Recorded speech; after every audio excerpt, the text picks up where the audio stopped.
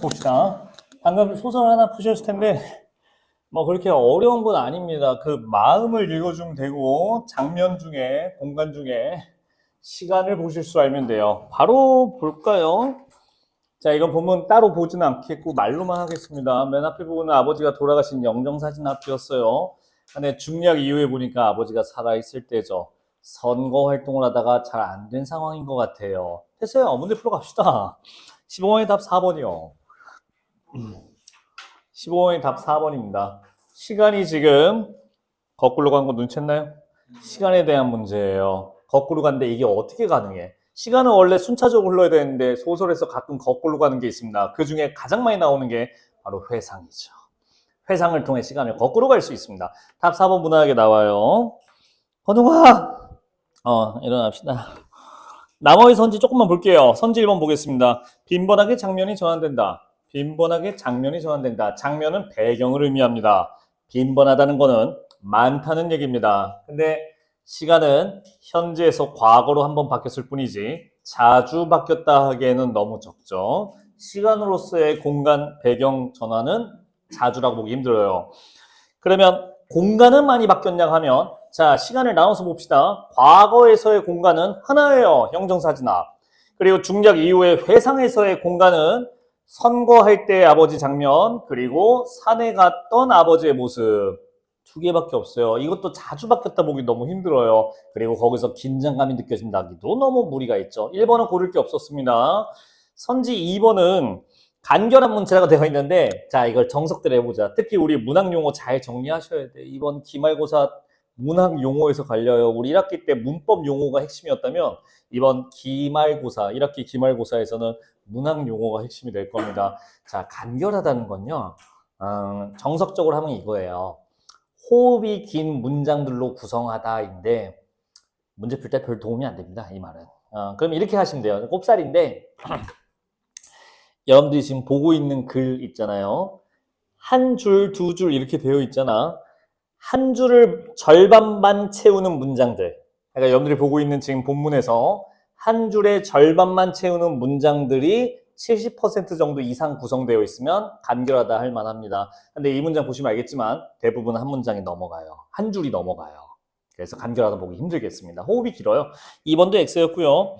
자, 선지 3번. 아직 안 배웠지만 이거 여러분들 알지 않나요? 과거 시제를 썼다는 거 눈치챘을 거예요. 답 3번도 아니고요. 5번 동일한 사건을 서로 다른 시각. 이거는 아버지의 아들의 시각만 잡혀 있습니다. 네, 답이 4번일 수밖에 없네요. 16번은 답은 4번입니다.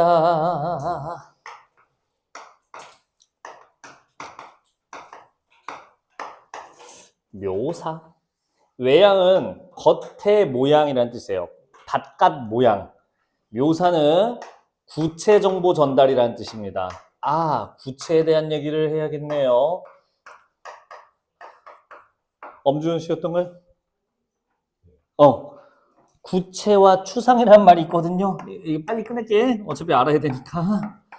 두 개를 구분하는 기준은 감각기관이래요. 혹시 인간의 감각기관이 존재하는 거 알고 계신가요? 5가지 감각이 있는 거 알아요? 오감이라고 하죠. 괜찮아요? 오늘 중요한 개념이에요. 이 감각이라는 정보는. 감각으로 인지할 수 있는 정보는 구체라고 합니다. 지겹지 좀? 감각으로 인지할 수 없는 정보는 추상적인 거라고 하죠. 묘사는 구체 정보 전달이에요. 그러면 A를 다시 봐봐요. 구체 정보인지 추상 정보인지. 구체 정보인 거 확인되실 겁니다. 충분히 답 나올 거예요. B는 상황인 거 충분히 확인되시죠? 4번이라고 말하고 넘어가면 될 것 같습니다. 패스. 야, 17번은 100% 나왔는데 아직 안 나온 거. 인물의 심리요. 답 2번이요. 아버지를 거부의 대상으로 보는 심리 파트가 아니에요, 여기는. 아버지를 동정하는 심리라고 봐야 되지 않을까요? 동정과 거부는 다른 감정입니다. 그냥 나와요, 답이. 이렇게 골라주는 거였어요. 심리 문제. 나머지는 알맞은 심리입니다. 헷갈린 거 있었나요, 혹시? 잘 하셨습니다. 4번? 리을. 나는 아버지가 선거에 출마한 것이 당신의 운명과 맞서려 한 것임을 깨닫는 것. 이거 너무 대놓고 써 있어요. 당신의 운명과 대결하려고. 아니, 너무 대놓고 써 있는데. 야, 가서 읽어. 인물의 심리가 직접 제시되어 있어. 이거는 그냥 읽으면 돼요. 자, 됐을까? 이제 시로 넘어옵시다. 16쪽입니다.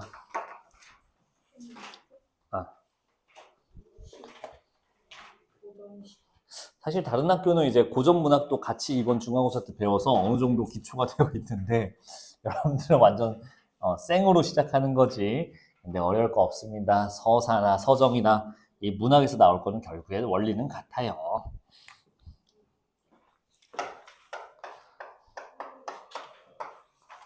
정, 마음.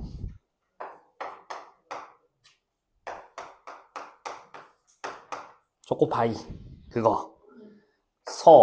글로 풀어내다. 마음을 글로 풀어낸 것을 바로 서정이라고 합니다. 그러니까 마음이 주제라는 뜻이에요. 서정문학은 시라고도 합니다. 시가 바로 마음을 표현한 글이거든요. 그러면 시의 주제는 결국에 뭐예요? 네, 인물의 마음입니다. 심리입니다. 이렇게 되겠네요. 조금 습하다. 우리는 그 마음을 읽으러 가는 겁니다. 이 마음을 눈치채면 주제를 바로 찾을 수 있는 거고, 마음을 눈치 못 채면 뭔가 싶은 거죠. 자, 이 작품의 정서는 제목에 이미 오픈되어 있습니다. 제목을 보세요. 한자긴 하지만 여러분들이 아는 한자가 있는 것 같은데. 흥 어때요? 흥? 삐질 때 내는 소리 말고. 흥이 무슨 뜻이야? 흥취. 더 어려운 말 쓰시네. 신난다 아닙니까? 내가 더 저급해 보여, 표현이. 흥취가 더 멋있어. 네, 흥은 신난답니다. 만은 뭘까요? 이 만은 만끽하다라는 말 들어봤나? 흥을 즐기다, 흥을 누리다, 신난다라는 뜻입니다. 그냥 아이고 신나다가 만흥입니다. 자, 화자의 정서를 잡았네요.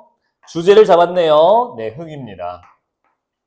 그러면 뭘로 인해 유발되는 흥인지를 잡으러 가면 되는데 잠시만 중요한 거 하나 보고 갈게요.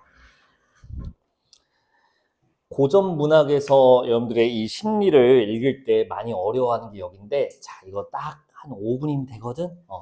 번호가 이거 듣고 자. 듣고 자. 대신 이거 이해하고 자. 오늘 이것만 얻어가도 돼, 번호가. 여기서 출발할게. 지겨워! 어쩔 수 없어. 인간은 감각기관이 존재합니다. 시각, 미각, 후각, 촉각, 청각. 이 감각은 만족시킬 수 있나요? 만족한다고 착각할 뿐이지 만족한 적 없습니다. 만족은요, 충분하여 더 이상 필요함을 못 느낌. 이게 만족이거든요. 동의하시죠? 자, 오늘 뭐 아침, 점심 뭐 드셨는지 모르겠습니다. 근데 뭐 맛있는 걸 먹었다 쳐봐요. 엄마가 해준 맛있는 김치찌개를 먹었어요. 개꿀맛 하면서 먹었다. 만족했나요? 자, 만족해서 이제 더 이상 오늘 아침 맛있는 거 먹었다. 이따 저녁에 더럽게 맛없는 거 먹어야지. 라고 할 리가 없어요. 여러분들은 또 맛있는 거를 먹길 원해요. 언제까지? 뒤질 때까지. 죽을 때까지. 즉, 만족이 불가능합니다. 인간이 갖고 있는 감각기관의 특징이에요. 그리고 이걸 때문에 결국에 뭐가 되냐? 인간은 욕심이라는 것이 생깁니다. 무한한 욕심이라는 게 기본적으로 전제되어 있어요. 그래서 우리가 욕심을 부리는 거예요. 김치찌개 맛있게 먹었다. 이제 더 이상 나는 음식에 대한 욕심이 없어졌다. 그럴 리가 있나요? 계속 맛있는 거 먹고 싶습니다. 그렇군.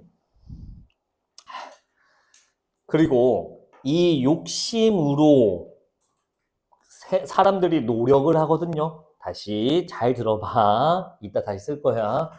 이 인간의 욕심으로 사람은 무언가 공을 들이고 노력하고 신경 쓰고 막 애를 써요. 노력을 해요. 그리고 그렇게 만들어진 공간 정보가 있는데, 그런 공간들이 있는데, 일단 욕심이란 뜻이 뭐라고? 한 글자 줄이면 속이라고 해요. 속된 것, 비속한 것 할 때 그 속이 욕심으로 구성되는 뜻이에요. 그리고 그걸로 구성된 세상이 있습니다. 그걸 속세라고 합니다. 집을 떠나서 산으로 간다, 속세를 떠난다. 그게 별게 아니고요. 이 속세라는 것이 욕심으로 구성된 세계라는 뜻이에요. 자, 멀리 갈 거 없습니다. 더올림학원. 여기 속세인가요? 아주 전형적인 속세의 예예요.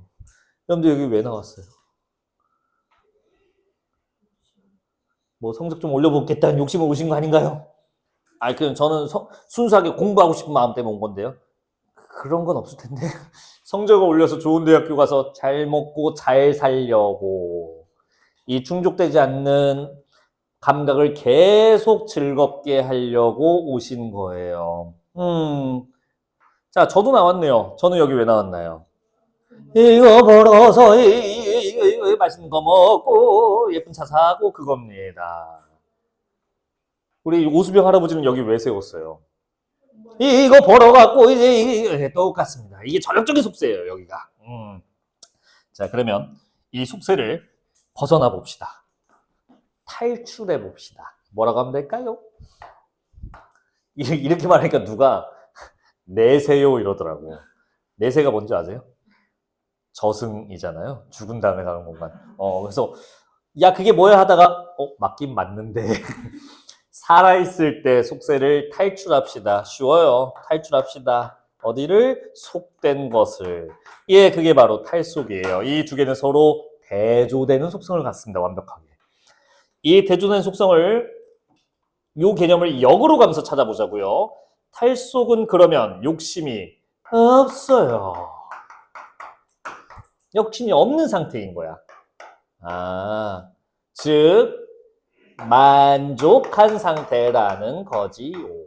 이렇게 되어 있습니다. 이해됐을까요? 감각기관 때문에 생기는 끊임없는 만족하지 못하기 때문에 끊임없는 욕심. 그걸로 구성된 세상. 근데 이 세상을 탈출하겠다? 그때의 심리는 뭐가 깔려있냐? 욕심 없다, 만족하다. 그리고 이제 어려운 개념을 여기다 하나 더 얹어야 돼요. 건웅이 안 잘하고 있어. 잘하고 있어. 건웅아, 솔직히 나랑 이거 한 2000번 했거든? 이거 혹시 한자 기억나? 이거 무슨 자자에 무슨 연자하게?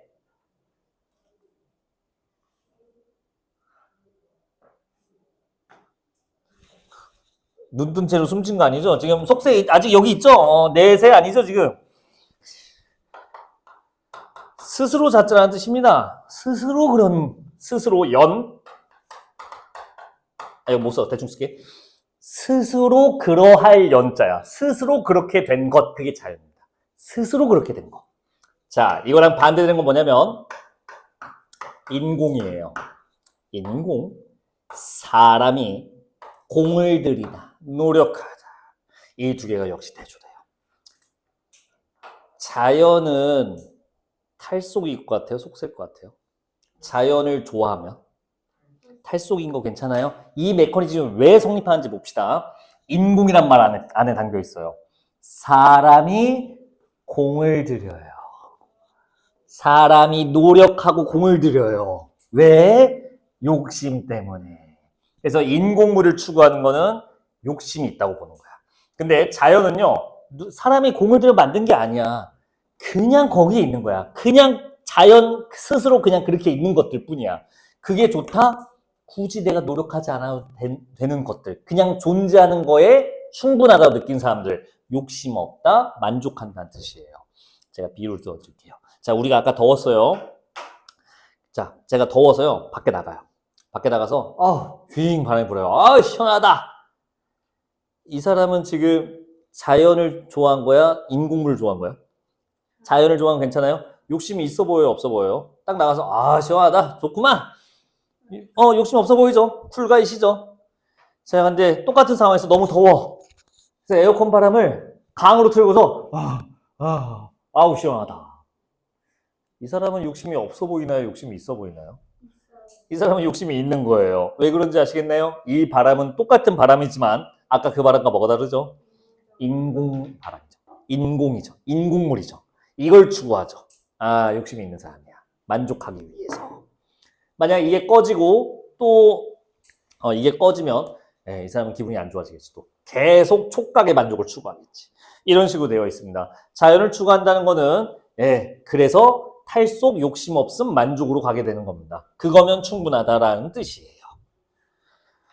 자, 이제 지문을 들어가 보도록 하겠습니다. 중세국어 읽기 전에 우리가 그 고전 문학을 처음 하기 때문에 읽는 법 몇 개만 좀 알려드리고 시작할게요. 간단한 것만 알려드릴게. 아, 우리 배운 것도 있습니다. 참. 아닌데요? 고전 시간 배운 적 없는데요? 아니요, 이번 중간고사 때 배웠어요.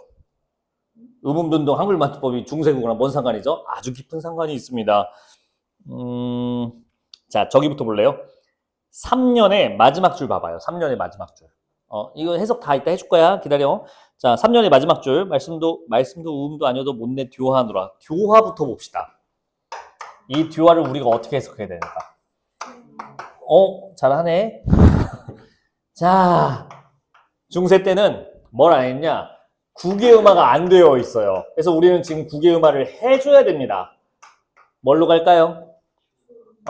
조하로 일단 가야 돼요. 그 다음 중세 때는 이중모음으로 표기되지 단모음화라는 게 일어나지 않았어요. 이중모음을 단모음으로 바꿔줘야 됩니다. 뭘로 갈까요? 조하로 가야 되죠. 자, 중세국어 때는 소리대로 적습니다. 뭔가 그냥 기분이 안 좋은 뭔가 한글 맞춤법이랑 표준어를 소리대로 적대. 예, 중세국어는 표준어는 소리대로 적는다라고 써져 있어요. 약간 우리는 지금 소리대로 적는 것도 있긴 하지만 대부분 어법에 맞도록 적거든요. 자, 우리 공부했으니까 표의주의 적용해야 돼요라고 할게요. 그럼 뭘로 할까요? 네, 듀화가 그래서 조화로 번역하게 됩니다. 우리가 나름 공부한 거 안에서 처리할 수 있어요. 그게 디귿이 단모음 이 앞에서 지읒으로 바뀌었죠? 단모음화는 보면 알 겁니다. 그리고 표의주의까지 하시면 우리말이 보여요. 이런 식으로 해석하는 게 첫 번째 기본 틀입니다. 두 번째는 시간이 얼마 안 남았네. 욕이 아니라요. 어두자음군이라고 합니다. 뭔가 들어보면 붓살 그런 거 아니야. 어두자음군. 자음군이 뭐였죠? 자음군 단순할 때 그 자음군이에요. 자음이 서로 다른 자음이 물이 젖어 있는 거예요. 근데 그게 받침이 아니라 단어의 머리에 들어있어요. 제일 첫머리에. 그래서 말의 머리에 있는 자음군이라는 뜻입니다. 현대는 안 쓰고 중세 때 써요. 이거 어떻게 해석하면 될까요? 하실 줄 아네요. 맨 뒤에 있는 말 자음을 된 소리로 발음하시면 됩니다. 이렇게 하시면 돼요. 간단하죠? 뭐 하나 또 해볼까요? 이거 뭘로 번역할래요? 네, 맨 뒤에 있는 걸로 하는 겁니다. 이거 뜰로 가면 됩니다. 이런 식으로 해주시면 되는 거죠. 현대는 이런 게 아예 안 남아있잖아요. 남아있어요. 그 흔적이 남아있어요. 사투리에 안 남아있어요. 표준어에 남아있어요. 놀랍게도. 여러분들 조라고 혹시 아세요? 조? 수수, 조, 밥에 넣는 거, 그 누런 거. 가끔 밥에 섞여 나오잖아. 조식 먹을 때. 조와 쌀을 합쳐서 조쌀이라고 하는데 우리 조쌀이라고 안 해요. 아니, 갑자기 왜 비읍이 어디서 나왔어요? 이 쌀이 원래 이거였거든. 이 비읍이 아직 살아있는 거예요, 여기에. 이렇게 남아있어요. 신기하니까 하나 더 보여줄게요.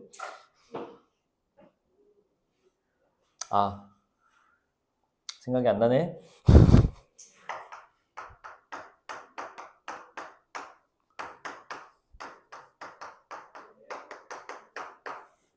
뭐 이런 말이 있습니다. 두르다, 말리다, 쓸리다 뭔가 동작을 의미하는데요. 우리 어근, 접사 이런 거 배웠죠. 접두사 중에 휘라는 접두사가 있어요. 휘. 마구마구라는 뜻이에요. 휘잡다 이런 뜻이에요. 넣어볼까요?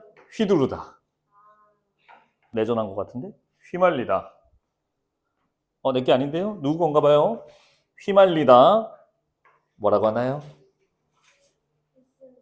휘쓸리다인가요, 정말로? 휩쓸리다. 아니, 갑자기 웬 휩쓸리다? 이 쓸이 사실은 옛날에 이거였던 거지요.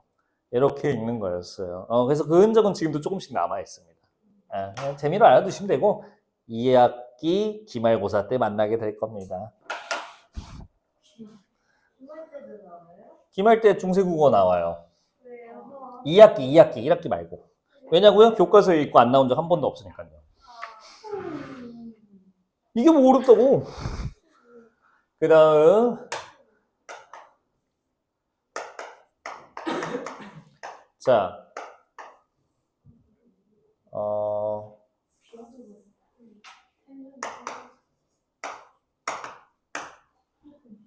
자, 여러분들 뇌가 혹시 뭔지 아세요? 산인 거 아시죠?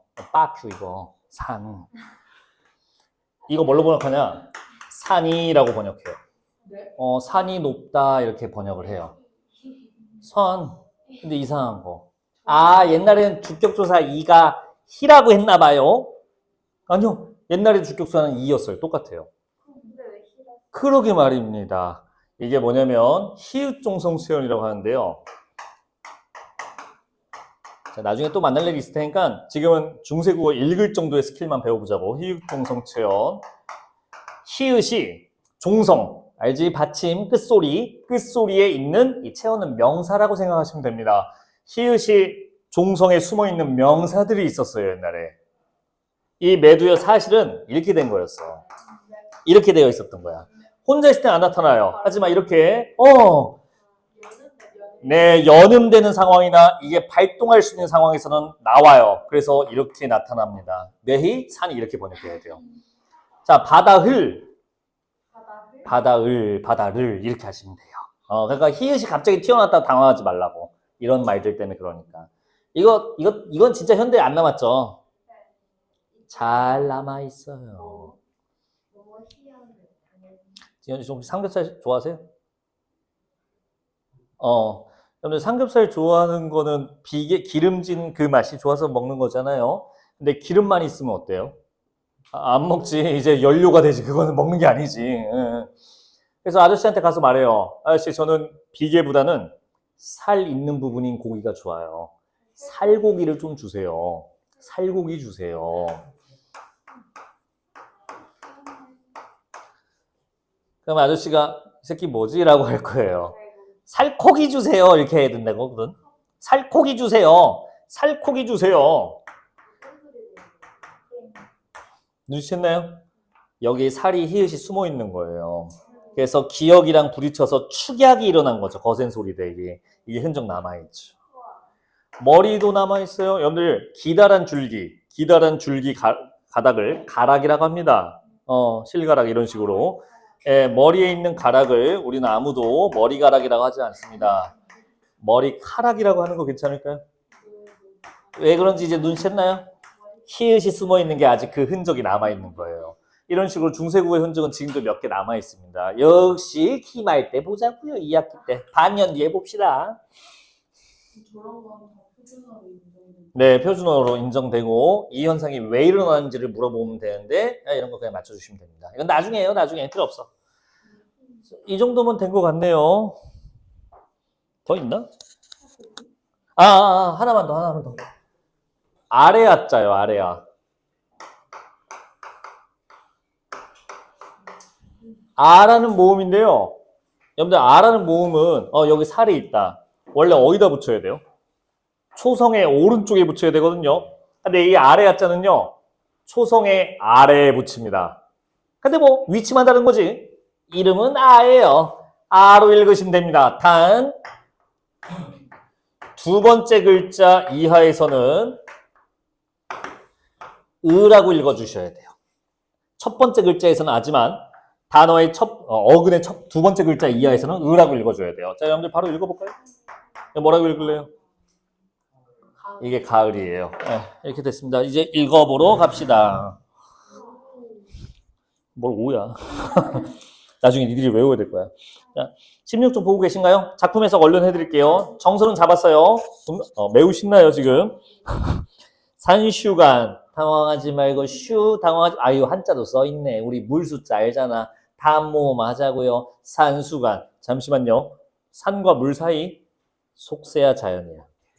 자연이지. 거기에 바위의 옛말입니다. 여러분들 잘 기억 안 날 어휘들은 왼쪽에다 따로 정리해 놓으셔도 돼요. 거기 어휘 체크할 거 있죠. 우리 16쪽 보고 있습니다. 16쪽. 그래서 산수간 바위 아래 띠집을 짓는다라고 하네요. 띠라고 이제 읽히죠. 자, 요 어휘는 좀 정리해 둡시다. 띠. 다 잘리나? 아니, 몰라. 뽑으면 나와라. 띠는요, 아까 저기 배웠었죠? 어두장굴이니까 띠라고 읽어주시면 되고요. 이 띠는 나중에 띠가 됩니다. 근데 이 띠는 풀의 옛말이에요. 풀, 글라스. 풀의 옛말입니다. 그래서 풀집이에요, 이게. 자, 이걸 웃기지만 지금은 한자로 씁니다. 풀은 한자로 초죠. 집은 가죠. 네, 초가집을 뜻합니다. 띠집은. 그래서 뭘 자꾸 우아야. 다 외울 거야. 우아하고 외워요. 우아만 하고 다음에 띠집이 뭐였죠 하면 죽어요. 의학하는 거야. 띠집을 짓노라 하니 자, 이해됐을까요? 어디다가 초가집을 짓는 거야? 자연에다가. 자연 속에다가 자연으로 구성한 집을 만든 거예요. 짓는다고 하니 다음 주 가볼게요. 그 모른 남이라고 읽히죠? 모른 남들은 뭘 모르는 걸까? 그 뜻을. 내가 초가집을 짓는 뜻을 모르는 남들은 웃는다, 한다마는 읽혀야 돼요. 비웃는다 하지만 이렇게 번역되죠. 됐을까요? 자연 속에다 집을 지으려고 했는데요. 그 뜻을 모르는 사람들이 비웃는데요. 자, 우리 이 사람이 무슨 뜻으로 이걸 지을까? 우리는 미리 공부하고 왔어요. 다 지웠네. 자연 속에서 욕심 없이 만족하려고 하는 거죠. 마지막 줄 볼까요? 어리고. 아하. 어리다는 조금 알아두세요. 100% 만나게 됩니다. 나중에. 이거 공부한 사람 아는데 중학교 때. 어리석다.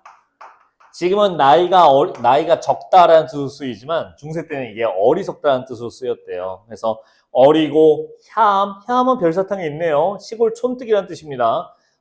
촌뜨기 내 뜻에는 내 분인가 하노라. 이 분은 분수할 때 분이에요. 자, 붙여서 다시 읽어볼까요? 어리석고 촌뜨기인 내 뜻에는 이것이 내 분수인가 하노라. 그러니까 이렇게 자연 속에서 하는 게 내 분수다라고 만족한 겁니다.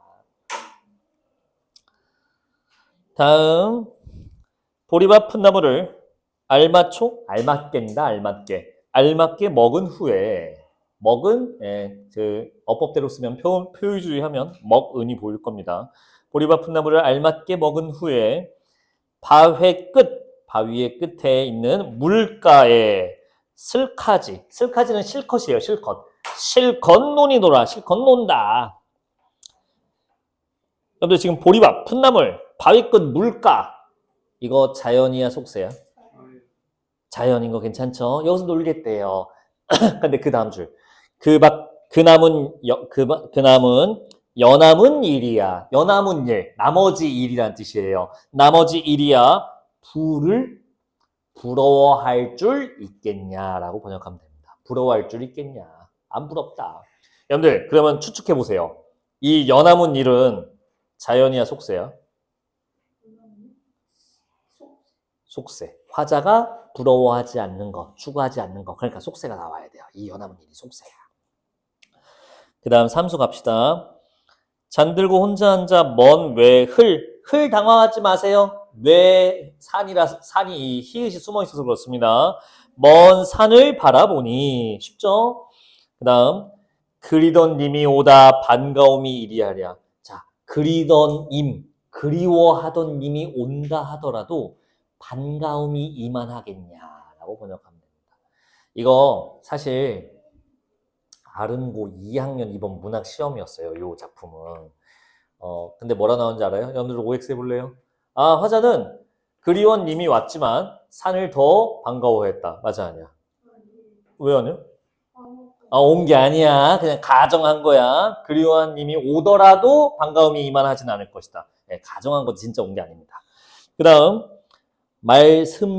말씀입니다. 우음도 이건 웃음이에요. 웃음. 네, 말씀도 웃음도 아니어도 아니해도 못내 교화는 아까 했었죠? 좋아하노라. 네, 그래서 산이 말도 안 하고 웃음도 안 짓지만 난 너무 좋다라는 뜻입니다. 그 다음 볼게요. 이제 마무리합시다. 오늘 좀 일찍 끝낼 수 있을 것 같아요. 서둘러 봅시다. 라고 맨날 희망만 주고 오늘은 노력하는 거죠. 내 성이 빨리 하자. 내 성격이요. 성품 다 좋습니다. 내 성질이 게으르더니 하늘 이야 이 당황하지 마세요. 히읗종 성체가 있네. 하늘도 하늘이 아르실샤. 자 뭐냐 내 성질이 게으른 것을 하늘이 아르셔서 알고 계셔서 이렇게 번역하는 거거든요. 자 참고로 이 사람 윤선도가 작가가 윤선도거든요. 스스로 아까 스스로 어리석고 촌뜨기라고 하는데 이 사람 왕의 스승까지 한 사람입니다. 그러니까 이 사람은 멍청하다고 약간 뭐겠어? 무슨 뜻이야 이게? 그렇지. 겸양의 경률. 겸양의 경률이야 이게. 너스레 떨고 있는 거야. 겸손하게 말하는 거야. 여기도 그래요. 내 성질이 게을러서 그런가 하늘이 알고 계셔서 그런가 그 다음 줄. 인간만사. 인간에 있는 모든 일. 속세야 자연이야? 속세. 이 인간만사를 한 일도 아니 맡디어. 아니 맡죠? 아니 맡겨. 하나도 안 맡겼대요. 아 이게 뭐야. 또 너스레 떨고 있는 겁니다. 이 사람이 은퇴했어요. 아 이거 저 못해 먹겠어 힘들어서 저 퇴직할게요 해서 집에서 놀고 있는 거거든. 근데 이제 아이고 내가 성질이 게으른 걸 아나? 인간 세상 일을 안 맡겼네 하늘이. 이런 식으로 얘기하는 거지. 그냥 겸손하게 자연 속에서 있다는 얘기입니다. 그 다음 마지막 다만당 다토리. 말은 좀 귀여워 보이죠. 다토리. 햄토리 느낌 나죠. 햄토리 아세요 여러분들이? 그래? 이거 나 학창 시절에 했던 건데. 방가방가 햄토리잖아요. 이 방가방가라는 말 자체부터 벌써 지금 옛날 냄새가 물씬 나는데. 아, 그건 애니메이션이야, 애니메이션. 아이고 졸려. 윤호야. 다토리 이거 네가 번역해봐라. 닷오리 아니고요. 표의주 해봐. 닷오리 아니야. 그럼 뭐야? 여기 끊어적기 해봐. 여기 업보에 맞도록 써봐. 토리를. 토리를 업보에 맞도록 원형을 밝혀봐. 이게 이어 적게 된 거. 이거 소리대로 쓴 거야. 자, 원형 소리대로 적지 말고 눈치채지 빨리 말해봐. 발음은 똑같죠, 사실. 톨이. 다톨리. 뭔가 이상한데. 다톨을 지금은 다툴로 바뀌었습니다. 모음 조화가 깨졌어요. 이는 사람을 뜻합니다. 자, 이제 우리말로 보이나요? 다툴 사람이에요. 다툴 사람. 그래서 다만당, 다만, 다토리, 다툴이가 없는, 다토리 없음, 없는이야 없는, 다투리가 없는 강산을 국외영화 발동, 축약 발동, 키라 하시도다. 강산을 지키라 하셨구나 우리 하늘이. 응? 다키라가 아니라 딕히라.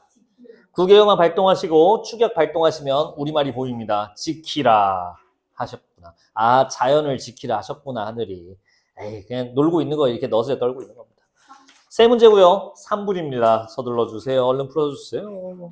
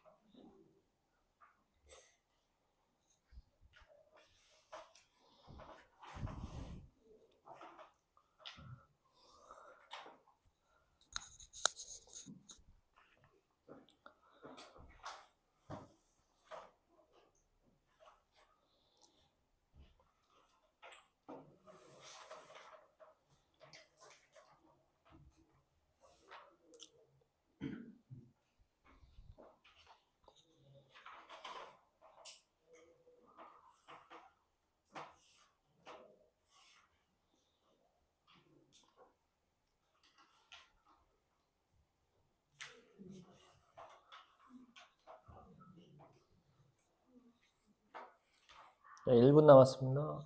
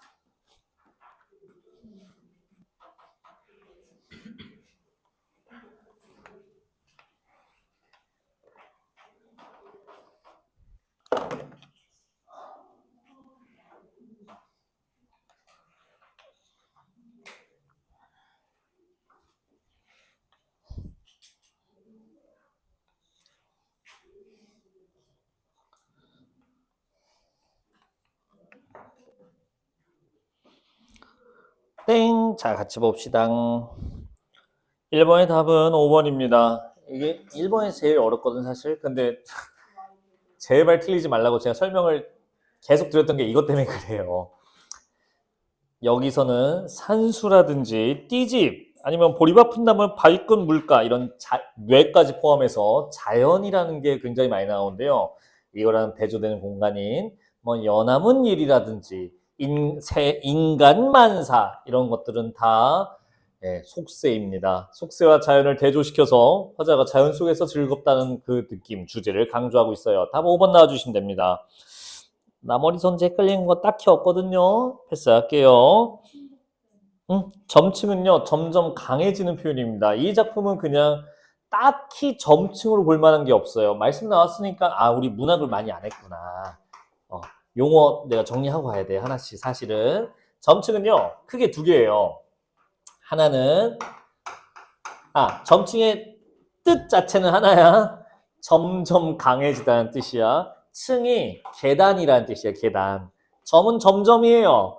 점점 계단을 쌓다, 점점 커진다, 높아진다 라는 뜻이에요. 그러면 이 점층을 어떻게 판정하냐? 점층의 뜻이 아니라 점층 판정법이거든요.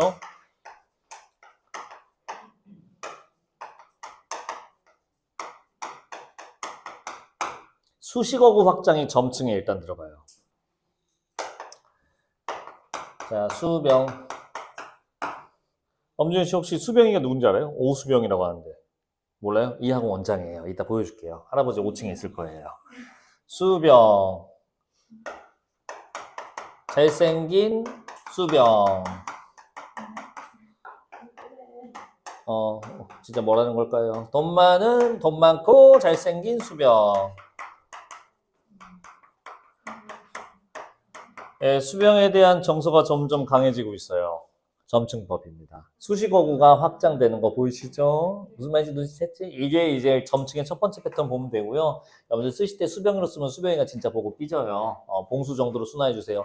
어차피 초성은 거꾸로 하면 돼요. 비읍 시읒이나 시읒 비읍이나 썩 초성으로 쓰기 좋은 말들은 아니에요. 그 다음에는요.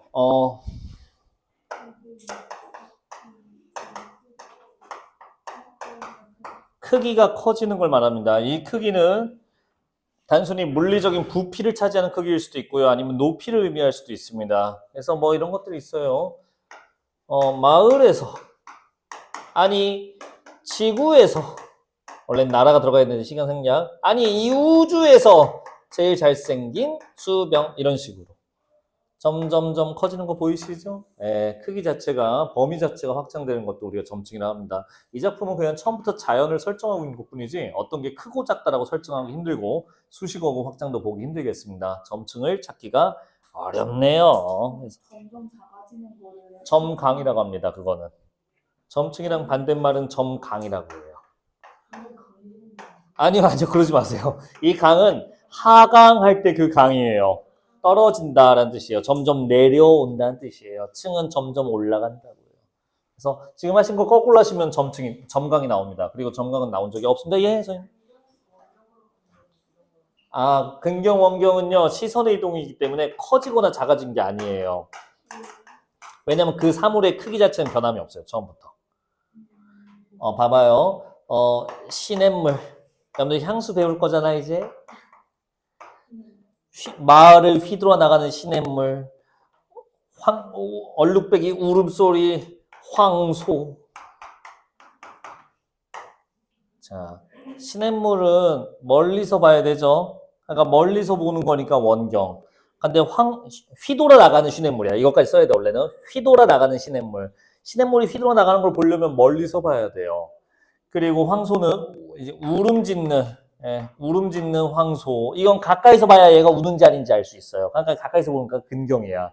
다만 이거는 사이즈 자체가 지금 시냇물은 거대함, 황소는 작은 거 이렇게 표현하려는 게 아니에요. 전혀 크기랑 이미지가 없습니다. 왜냐하면 인간의 눈에 들어온 시선은 포착은 동일하기 때문에 그래요. 이거는 화자가 눈을 고정시켜 놓고 사이즈를 비교해야 되지 이거 자체 아니야.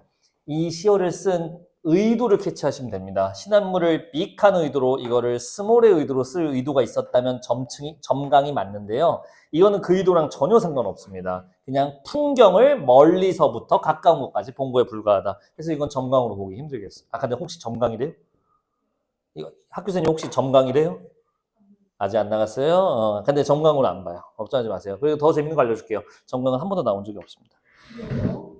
나도 몰라요. 안 낸 사람, 문제한테 낸 사람한테 물어봐. 아니, 둘고뿐만 아니라 수능에서도 한 번도 안 나왔어요. 그래서 이론상으로만 존재하지 딱히 왜 그러냐면요. 교과서에 없어서 그래요. 교과서에 없으니까 내기가 뭐예요? 문학 이론에선 존재하는데. 그래서 내가 일부러 말 안 했어. 근데 참고해서 알아둬요. 그냥. 12번에 또 헷갈리는 용어 있었나요? 딱히 없는 것 같습니다. 넘어갈게요. 질문 없으면. 13번의 답은 1번입니다. 자족? 자는 아까 봤던 그 자입니다. 족은 아까 봤던 그 족이에요. 이거 왜 한자를 안 써요? 나 이거 쓸 수 있다. 스스로 만족하다라는 뜻입니다. 만족했잖아요. 아까 만족이라는 정사 알려줬잖아요. 그 족이에요, 이게. 그래서 1번 답 골라주시면 되겠습니다. 산, 자연, 만족, 욕심 없음. 답 1번. 14번 답은 3번입니다. 이 사람이 정말 빠가가 아니라 너스레 떨고 있는 거라고 거듭 말씀드렸어요. 정말 빠가가 된 게 아닙니다. 정말 촌뜨기가 아닙니다. 겸양의 경륜인 것뿐이지요. 이제 한 지문하고 갑시다. 페이지 23쪽입니다. 힘들지? 얼른 하나 끝내줄게. 하나 남았어. 세 문제밖에 안 남았어. 와. 네, 2017년 9편 가장 어려운 고난도 과학 지문 중에 하나입니다. 자, 오늘 독서도 하나 했고 문학도 2개 했잖아요. 근데 이제 제가 가이드 해드리고 했잖아. 그러니까 여러분들이 좀 졸리시잖아. 그래서 여러분들을 배려하는 마음에서 요거는 생으로 한번 풀고 설명드리겠습니다. 미리 말할게. 못 풀어. 우리 23쪽 보고 있어, 23쪽. 자, 미리 말할까? 3문제밖에 안 돼. 미리 다시 한번 말하지만 못 풀어. 다만 오늘 배운 걸 한번 떠올려 봐요. 오늘 독서 지문에서 배운 게 뭐냐면 글의 구조. 이거예요. 놀랍게도 이거를 눈치챘다면 답이 보여요. 다시 이걸 눈치챘다면 답이 보여요. 7분 드리겠습니다. 이 정도면 많이 드린 거예요. 3문제. 26쪽 7분 드릴 테니까 편하게 푸세요. 억지로 맞추려고 하지 마세요. 아직 못 맞춰.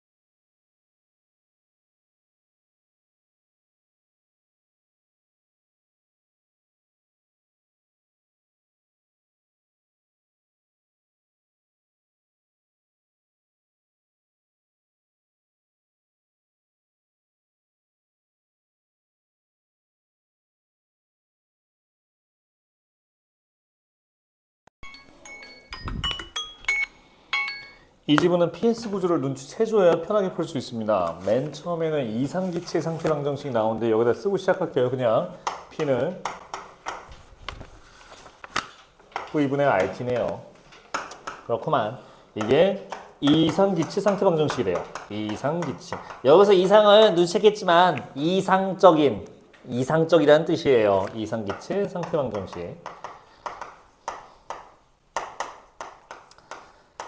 뭐 1문단 요 정도 보면 될 것 같습니다. 근데 이상기체 상태 방정식에 대한 속성이 1문단 후반 부분에 나오거든요. 자, 네 번째 줄. 자, 기역 밑줄 쳐져 있죠. 기역 밑줄. 1문단의 기역 밑줄. 이상기체 상태 방정식이란다. 여기서 이상기체란 저기다 체크해봐요. 분자 자체 부피와 분자 간 상호작용이 없다고 가정한 기체. 아, 그렇구나. 이상 기체는 분자 자체 부피하고 분자 간 상호작용이 없는 거구나 라고 먼저 하면서 1문단을 마무리합니다. 그 다음 2문단 오시면 바로 P가 보여야 돼요. 뭐가 문제일까? 바로 이겁니다. 저 이상기체 상태 방정식이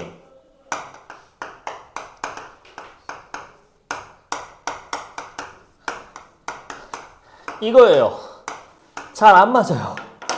잘 안 맞아. 그게 문제예요. T컵 방정식 만들어놨는데 아니 실제에서는 왜 이게 잘 안 맞지? 왜 자꾸 틀리지? 저렇게 왜 안 움직이지? 이런 문제가 생긴 거예요. 자, 문제의 원인이 뭘까요? 라고 하면 사실 앞에 암시되어 있었어요.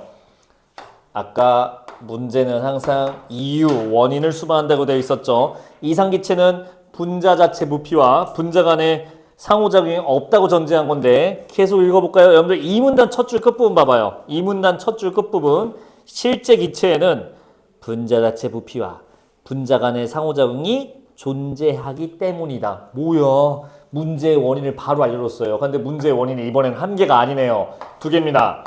분자 자체 부피. 와우. 그리고 분자 간 상호작용. 아, 이 두 가지 이유 때문에 안 맞아요. 3문단으로 올게요. 잠깐만 쓸 시간 줄 테니까 3문단 바로 와봐요. 3문단. 3문단 첫 번째 줄 봐봐. 3문단 첫 번째 줄. 이제 부피가 V인 용기 안에 있는 1몰의 실제 기체 생각해보자. 이때 자체 밑줄 쳐봐. 분자 자체의 부피를 B라 한다. 분자 자체의 부피를 B라고 하겠대요. 체크해봐요.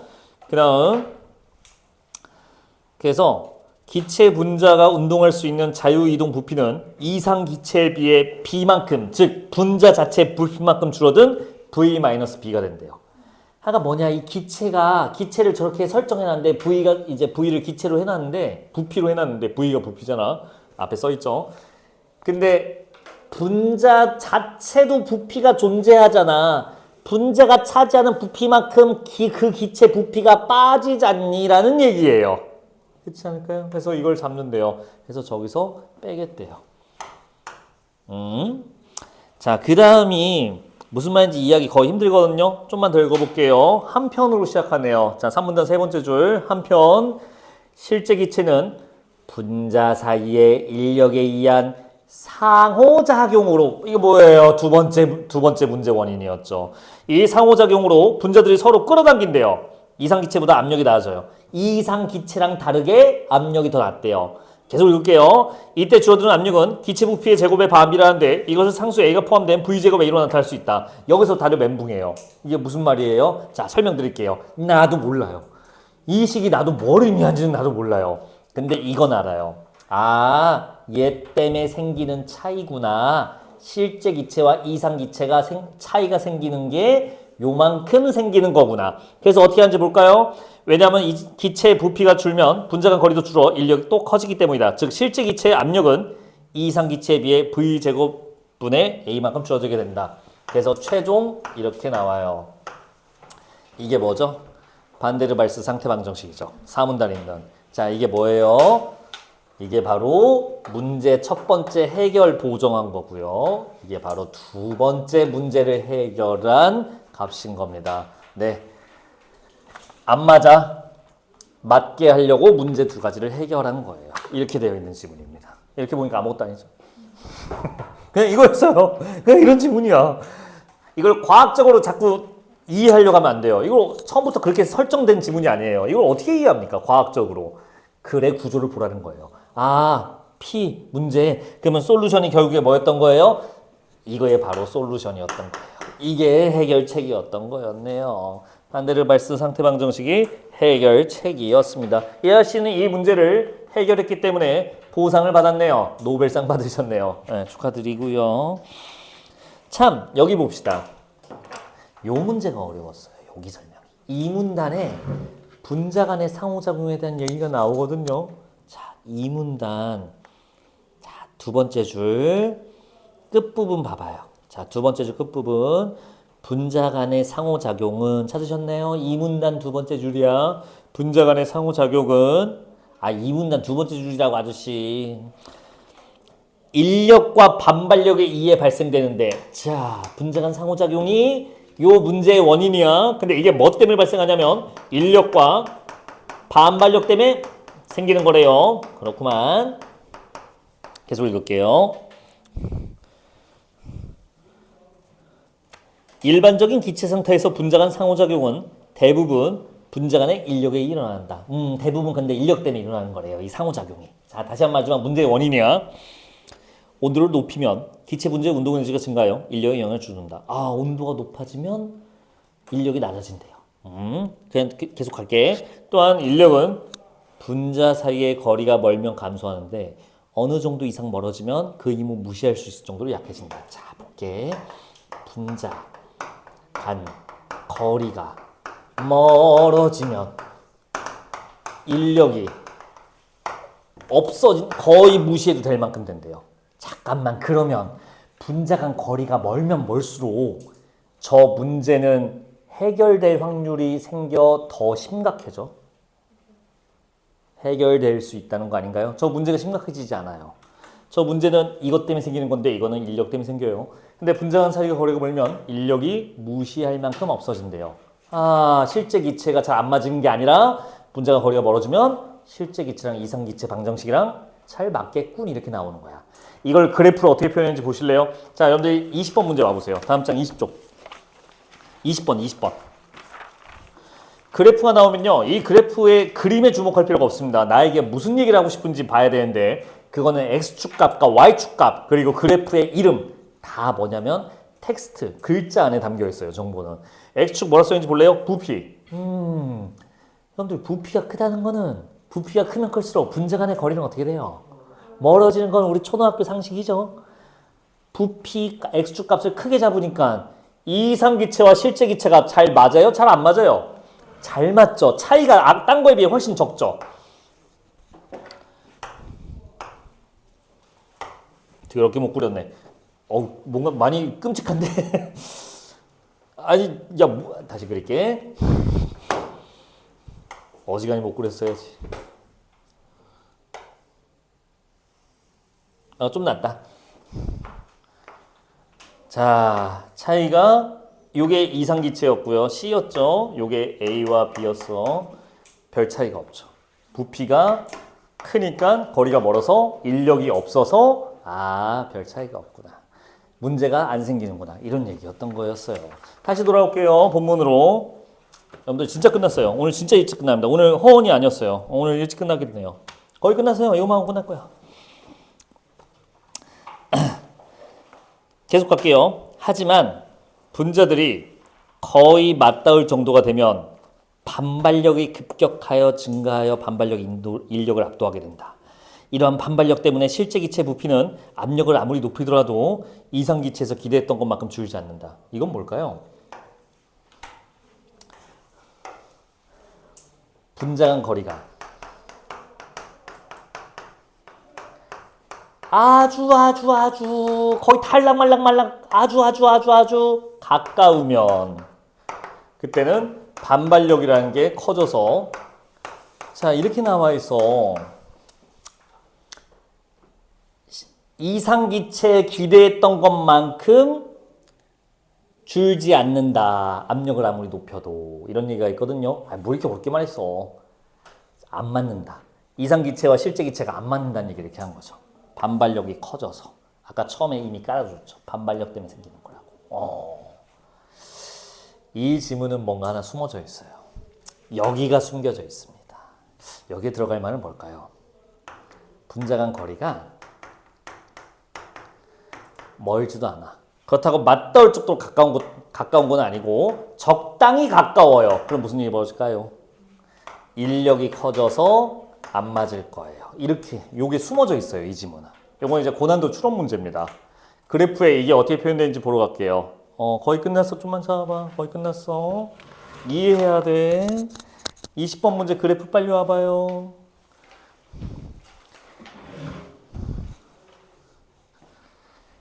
여기가 P2, 여기가 P3 눈치챘나요? 여기가 적당히 가까운 상태예요. 여기가. 그리고 여기서부터는 뭐예요?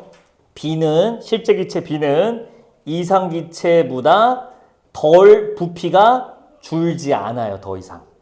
반발력이 압도한 순간이에요. 여기서부터가 B가 아주 가까운 순간인 거야. A는 여기서부터네요. 여기서부터가 이상 기체만큼 줄지 않아요. 부피가. 여기가 바로 반발력이 압도한 부분. 그러면 각각이 되기 전에 여기는 적당히 가까워서 적당히 차이 나는 경우라고 봐야겠죠. 이렇게 되어 있는 거예요. 그걸 찾기가 좀 많이 어렵습니다. 되게 고난도예요. 20번 보고 계시니까 답 발로 불러드릴까요? 답 2번입니다. 가봐요. 받았어? 야, 어떻게 맞추는 거야 이거?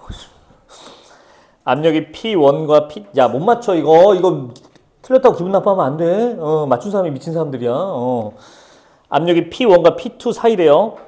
A가 B에 비해 반발력보다 인력의 영향을 더 크게 받는다. 자, A, B 중에 누가 더 반발력이 더 클까요? 이 상태에서 여기서 반발력이 더 큰 친구는 A가 B일까? B가 먼저 여기 도달하지 않나요? B가 더 반발력이 더 큰 거지. 그러니까 A가 인력이 더 크다? 맞는 얘기입니다. 답을 2번 해줬어야 됐어요. 나머지는 보시면 합니다. 야, 근데 진짜 빨리 끝나는데? 18번 문제 보겠습니다. 18번의 답은 5번입니다. 분자간 거리 때문에 2일생쇼를 했는데 선지 5번은 진짜 개소리죠. 자, 근데 이 문제들이 다 어떻게 설계되어 있는지 봐봐요.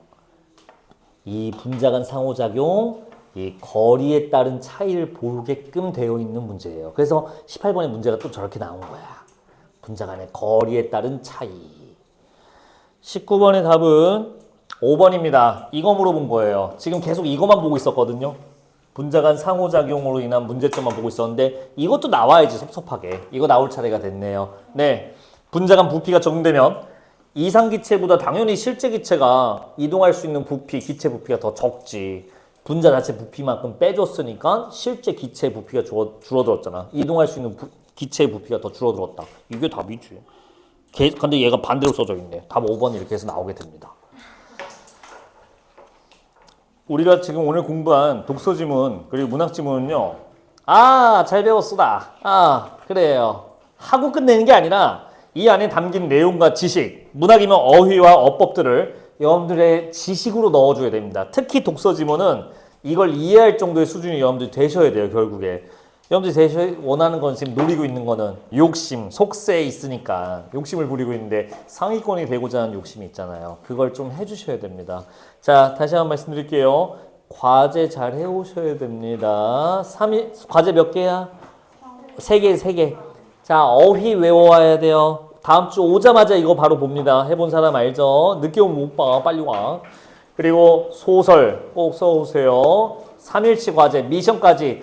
아니 여러분들 그 3일치 과제편 3일치 답이 있나요? 답이 있나 이거? 있지 않아요가 뭐야? 당연히 있지. 이 안에 다 해설과 답이 있어요. 미션 답까지 있으니까 꼭 보고 공부하고 오셔야 돼요. 다음 주 이 책 제출하는 거 알고 계시죠? 제출하셔야 되니까 꼼꼼히 잘 해오세요. 오늘 여기까지입니다. 고생했어요. 바로 있잖아. 자, 내가 알려줄게 이제. 일단 수어편은 건들 필요 없어. 이게 수어편이거든. 건들지 말고 어휘편에 이거를 다음 주까지 외워와야 돼. 이거 다 어떻게 나오냐? 이런 식으로 나와. 보고 고르라고 해. 뜻을 써놓을 거야. 보고 고르는 거야. 이건 알면 쓰라고 안 해. 이거 모르는 거 다 알잖아. 그렇게 하고요. 근데 우리가 하자고 하면 또 다. 여기에 소설이 있어요.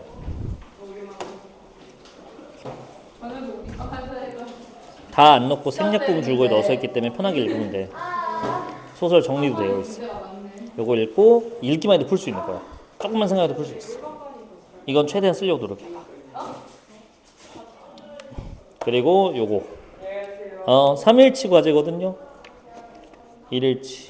1일치의 첫 번째 지문이란 뜻이야.